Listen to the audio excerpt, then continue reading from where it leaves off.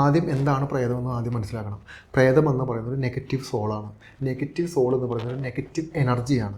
ഈ നെഗറ്റീവ് എനർജിയിൽ എപ്പോഴും നമ്മളൊരു നെഗറ്റീവ് മനുഷ്യൻ്റെ ഉള്ളിൽ എന്തെല്ലാം നെഗറ്റീവ് ചിന്തകളെല്ലാം ഉണ്ടോ ഇതേ ഫ്രീക്വൻസി തന്നെ ഈ നെഗറ്റീവ് സോളും എന്ന് പറയുന്ന സാധനത്തിൻ്റെ അകത്തും ഉണ്ട്.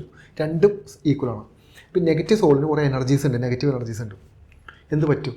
രേഷ്മ അതിനിങ്ങനെ മനസ്സിലാക്കണം. അതായത് രേഷ്മ വളരെ കോൺഫിഡൻ്റായ പ്രേതങ്ങളെ പറ്റി പേടിയൊന്നും ഇല്ലാത്തൊരു വ്യക്തിയാണെന്ന് വിചാരിക്കാം.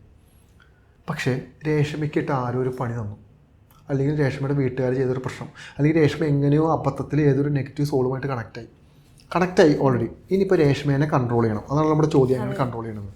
പക്ഷേ രേഷ്മയ്ക്ക് പേടിയൊന്നുമില്ല. ഇപ്പോൾ ഒരു പ്രേതം മുന്നിൽ വന്നാൽ രേഷ്മയ്ക്ക് ഇതൊക്കെ എന്തെന്നൊക്കെ ചോദിക്കുന്ന ഒരാളാണെന്ന് വിചാരിച്ചു. രേഷ്മ ഇന്നത്തെ ദിവസം വീട്ടിൽ പോവാം. രേഷ്മ റൂമിൽ ചെന്ന സമയത്ത് രേഷ്മയ്ക്ക് അസ്വാഭാവികമായൊരു സ്മെല്ല് വീട്ടിൽ നിന്ന് അനുഭവപ്പെടാം. രേഷ്മ സ്മെല്ല് അപ്പുറത്തുനിന്ന് ഇങ്ങനെ വന്ന സ്മെല്ലായിരിക്കും. ഓക്കെ, അത് വിട്ടു. കിടന്നുറങ്ങുന്ന സമയത്ത് എന്തൊരു ഞെട്ടൽ വന്ന് എഴുന്നേറ്റു.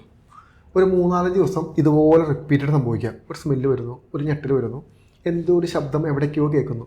ഇങ്ങനെ കേൾക്കുന്ന സമയത്ത് രാത്രി സമയത്തൊക്കെ നമ്മൾ എന്താണ് ശബ്ദം കേൾക്കുന്ന കാലൊക്കെ നമ്മൾ ശ്രദ്ധിക്കും. അപ്പോഴൊന്നും രേഷ്മ പേടിച്ചിട്ടില്ല കേട്ടോ. ഒരു 5-6 ദിവസം കഴിയുമ്പോഴേക്കും രേഷ്മയ്ക്ക് ഒരു അസ്വാഭാവികത തോന്നാം ഇതിൻ്റെ അകത്ത്. ഇപ്പോൾ രേഷ്മയ്ക്കും പുറത്തുള്ള ആരെങ്കിലും പേടിപ്പിക്കാനോ മറ്റൊരു കാര്യമാണോ മോളിൽ താമസിക്കുന്നവർ എങ്ങനെയുള്ള ഒരു ന്യായീകരണം അവിടെ ന്യായീകരിച്ച് നിർത്താം. അടുത്ത നിമിഷം രേഷ്മ അങ്ങനെ കുളിച്ചിടുന്ന സമയത്ത് ഒരു നിഴൽ പോവുകയോ ഒരു കറുത്ത രൂപം പോവുകയോ പോലെ തോന്നി. ആദ്യത്തെ ദിവസം രേഷ്മ വന്ന് രേഷ്മയുടെ തോന്നലാണ്. 2ാമത്തെ ദിവസം, 3ാമത്തെ ദിവസം, ഒരു 5, 6, 7 ദിവസം, ഒരു 10 ദിവസം കഴിയുമ്പോൾ ഇതിങ്ങനെ ചെറിയ രീതിയിൽ കണ്ടു കഴിഞ്ഞാൽ രേഷ്മയ്ക്ക് എന്ത് തോന്നും? അടുത്ത നിമിഷം ടെൻഷൻ അടിക്കാൻ തോന്നും. പേടിയില്ലാത്ത ഒരാളെന്നായിരിക്കും രേഷ്മ ടെൻഷൻ അടിക്കാൻ തോന്നും. ഓക്കെ, ഇപ്പോൾ രേഷ്മയ്ക്ക് ഇത് എന്താണ് സംഭവം എന്നായിരിക്കും എന്ന് പറഞ്ഞു കഴിഞ്ഞാൽ രേഷ്മ ആ നടക്കുന്ന സംഭവങ്ങളിൽ ശ്രദ്ധ കൊടുക്കാൻ തുടങ്ങി.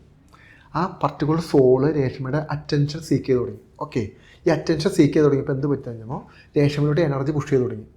ഇനിയാണ് സോൾ ആക്റ്റീവ് ആകാൻ പോകുന്നത്. രേഷ്മ പേടിച്ചു. രേഷ്മ പേടിച്ചില്ലെങ്കിൽ ഇതൊന്നും സംഭവിക്കില്ല.